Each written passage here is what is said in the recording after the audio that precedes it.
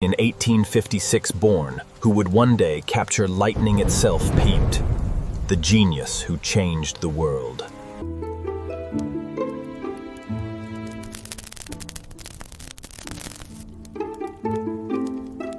His father wanted him to join the church, but the boy's mind was already reaching for the stars. By his teenage years, the young genius could solve calculus entirely in his head. Cholera nearly killed him at 17. He vowed, if he survived, he would study engineering. At the Polytechnic, he studied electrical engineering, the Papping, and noticed a flaw everyone else accepted as perfect. Walking through a park in 1882, the solution struck him whole, Hobart, the rotating magnetic field. In Paris, Tesla worked for the Continental Edison Company, impressing engineers with his ability to fix what no one else could. In 1884, with 4 cents in his pocket, the genius sailed to America to meet Edison. He was hired immediately, but the two men's visions of electricity could not have been more different. Promised a fortune to redesign the generators, the genius was told, when finished, it was a joke. Broke and betrayed, the future genius of electricity dug ditches for $2 a day. In 1888, a powerful industrialist saw the value in his alternating current patents and bought them for a fortune. What followed was the war of currents atteints, and the future of electricity hung in the balance.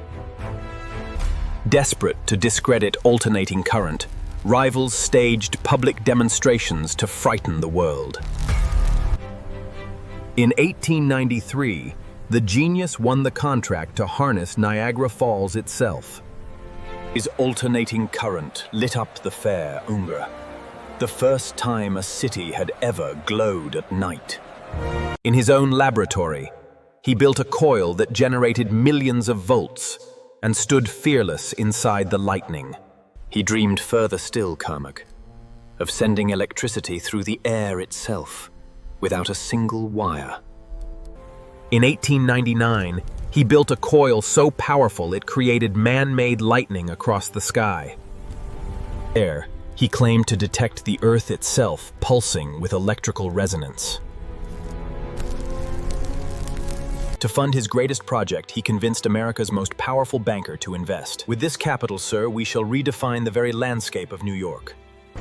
He began building a giant transmitter, meant to send wireless power across the globe. He imagined a world where anyone, anywhere, could draw electricity from the air, for free. Realizing free energy meant no profit, the financier withdrew Sand, and the dream began to collapse. The great tower stood silent, unfinished, perplexing, a vision the world wasn't ready for. In 1917, the tower was demolished for scrap, turned, his greatest ambition erased. As the years passed, the man once celebrated as a wizard faded from the public eye. He spent his final years quietly, his closest companions the pigeons he fed each day. Even in solitude, his mind never stopped, still sketching ideas the world hadn't caught up to. On a cold January night in 1943, the genius died alone, largely forgotten by the world he had illuminated. It took decades for history to recognize what he had given the world. Every light, every motor, every power grid today carries a piece of his vision.